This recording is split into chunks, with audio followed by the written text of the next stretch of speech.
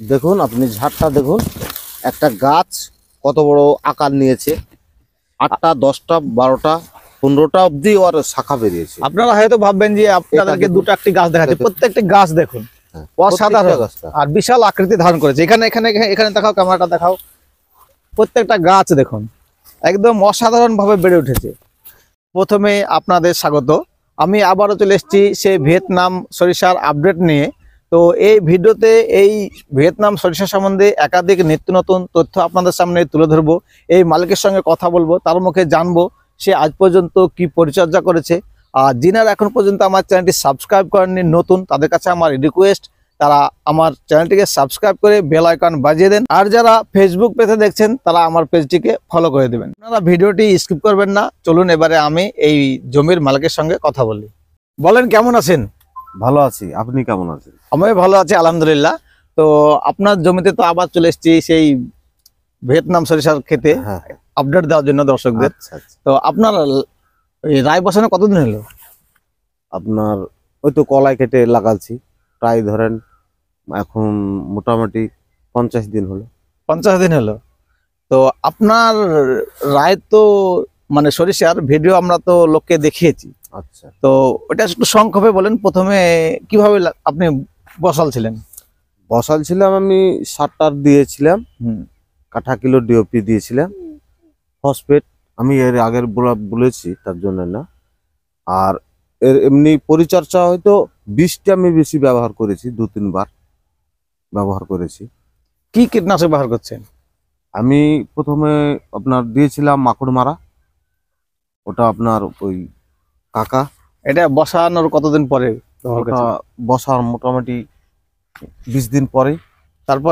তারপরে আবার দিয়েছি আপনার কার্জেট দিয়েছিলাম ফাঙ্গিসাইড। আর তারপরে কি দিয়েছেন? তারপরে আবার দিয়েছি আপনার ওটা ওই মাকড় মারা গ্রুপেরই একটা উন্নত মানের বীজ দিয়েছি। মানে একটু চেঞ্জ করে দিয়েছেন, কাকা দেন না একটা চেঞ্জ করে অন্য কিছু দিয়েছি। ওটার দাম মেলাই, ওটা আপনার 16 মান। এবারে একটু বলুন যে আপনি লাইন বাই লাইন আর গাছ বাই গাছের দূরত্ব কতটা রেখেছেন? আমি 3 ফুট বাই 2.5 ফুট দিয়েছি। মানে একদিকে 3 ফিট আর একদিকে 2.5 ফিট। হ্যাঁ হ্যাঁ। আপনার সরিষার জমিতে তো সবেমাত্র ফুল আসছে আর কি। হ্যাঁ। তো একটু কি নামলা হয়ে যান আপনার? অনেক তো সরিষার ক্ষেত দেখলাম যে কি ফুল প্রায় শেষের দিকে নামলা হয়েছে। তো আপনি কি আশা করছেন? আপনি কি ফলন ফলনা পাবেন? হ্যাঁ, আশা করছি পাবো। মানে এই তো সব জানুয়ারি মাসের এই তো 6-7 তারিখ গেল। অনেকে তো বলে যে একটু আইঘর সরিষা ভালো না হলে ভালো হবে না। হ্যাঁ, কিন্তু আমার পরিচর্যা মানে ত্রুটি রাখিনি তো, সে কারণে হৃষ্টপুষ্ট হয়ে গেছে। দেখেন আমার সব গাছে ফুল চলে এসছে, হ্যাঁ, শিশু চলে এসছে, মানে আমার ত্রুটিটা নাই। সে কারণে আমি আশা করছি যে অবশ্যই হবে ফলন। মানে আপনি সর্বস্ব মানে চেষ্টা করছেন যাতে আপনার সরিষাটা জানে ভালো ফলন হয়, ভালো হয়। আপনার তো খরচ হয়ে গেছে অনেক খরচ। কতটা জমিতে বসানো আছে আপনার? আমি 1.5 বিঘা চাষ করেছি। তো এই 50 দিনে খরচা কতটা হতে পারে আপনার? আনুমানিক খরচ কত হতে পারে? আমার খরচ মোটামুটি ধরেন 1010 টাকা হয়েছে। 1010 খরচ হয়ে গেছে। হ্যাঁ। তা আপনার 1 বিঘা জমিতে কতটা সরিষার বীজ কিনেছিলেন আপনি? বিঘায় আপনার ওই 100 গ্রাম লাগবে। ও, বিঘাতে 100 গ্রাম লাগবে। তো কত টাকা দিয়ে কিনেছিলেন? 500 টাকা 100 করে আমি কিনেছিলাম। আর এটা কোথায় কিনেছিলেন? এটা আমি রানাঘাট এক নার্সারি থেকে নিয়ে এসেছি। কি নার্সারি? ওটা বিকাশ নার্সারি, রানাঘাট থেকে একটু যেতে হবে, বনগা যেতে স্টেশন পরই। আপনার আজ পর্যন্ত কটা সেচ হলো, মানে জল কটা দিয়েছেন আপনি? 3টে হয়েছে। আর কটা লাগবে মনে হচ্ছে? আর লাগবে না, আমার মনে হচ্ছে আর লাগবে না। তো আর লাগবে না? না। আর আপনি 3টে সেচে কি সার দিয়েছেন? হ্যাঁ, 3টে সেচই সার দিয়েছি। প্রথম চাপান সার কি সার রেখেছিলেন? সালফেট, আপনার হাইজিন দিয়েছিলাম, ইউরিয়া ব্যবহার করেছি। আর একটু পরিমাণটা বলেন, মানে বিঘাতে কি হারে দিয়েছেন? 8 কিলো ইউরিয়া দিয়েছিলাম, 10 কেজি করে দিয়েছি আপনার সালফেট, 10 কেজি পটাশ, আর 1 কিলো হাইজিন। আর দ্বিতীয় চাপান সারে? দ্বিতীয় চাপান সারে আপনার ওরকমই দিয়েছি, মানে একই মাত্রায় দিয়েছি। আর তৃতীয় সেচও কি সার দিয়েছেন? তৃতীয়তে দিয়েছি হালকা পরিমাণে। কি সার দিয়েছেন? বিঘায় 10 কিলো মাত্র। কি সার? ওটা ইউরিয়াই ব্যবহার করেছি। ইউরিয়া ব্যবহার করেছেন? তো আর কি সার লাগবে মনে হচ্ছে? না, আর লাগবে না। সারটা লাগবে না? আর সারও লাগবে না।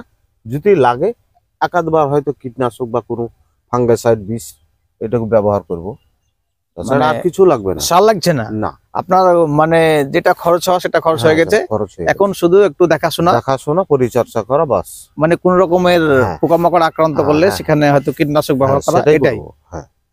আর মাটি কবার দিয়েছেন?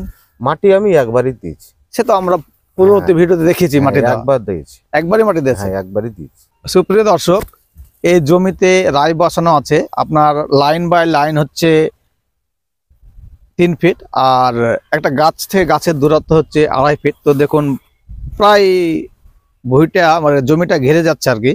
আর আমি আপনাদেরকে দেখাবো, দেখুন এখানে কতটা বড় হয়েছে, আমি 2 হাত দিয়ে বের পাচ্ছি না, এত বড় ঝাড় হয়েছে। আর দেখুন কি অসাধারণ ভাবে ছেড়েছে, শাখা পোশাকা ছেড়েছে।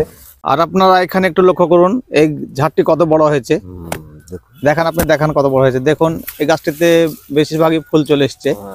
আর দেখুন আপনার ও বেড় পাবেন এখন, দেখুন এমন বড় 2 হাতে বেড় পাওয়া যাচ্ছে না। আর দেখুন গাছটা কত মোটা, একদম অনেক, আর শাখা পোশাকা ছেড়ে একদম বিশাল আকৃতি ধারণ করেছে। দেখুন আপনি ঝাড়টা দেখুন, একটা গাছ কত বড় আকার নিয়েছে, 8টা 10টা 12টা 15টা অব্দি ওর শাখা বেরিয়েছে। আপনারা হয়তো ভাববেন যে আপনাদেরকে দুটো একটি গাছ দেখাচ্ছে, প্রত্যেকটি গাছ দেখুন অসাধারণ আর বিশাল আকৃতি ধারণ করেছে। এখানে এখানে এখানে দেখাও, ক্যামেরাটা দেখাও, প্রত্যেকটা গাছ দেখুন একদম অসাধারণ ভাবে বেড়ে উঠেছে। আর এই শেষ পর্যন্ত কত বড় হবে বলা খুব মুশকিল, হয়তো 8 থেকে 9 ফিট উঁচু হয়ে যাবে। এখনই তো প্রায় 5 ফিট পার হয়ে গেছে, তাই না? 5 ফিট পার হয়ে গেছে। আমরা ভিডিওটি আর দীর্ঘায়িত করছি না, আমাদের ভিডিও এই পর্যন্তই। যদি ভালো লাগে অবশ্যই লাইক, শেয়ার ও কমেন্ট করবেন। আর যদি কোনো রকমের প্রশ্ন থাকে তাহলে আপনারা কমেন্ট বক্সে অবশ্যই জানাবেন, আর আমরাও চেষ্টা করব আপনাদেরকে উত্তর দেওয়ার।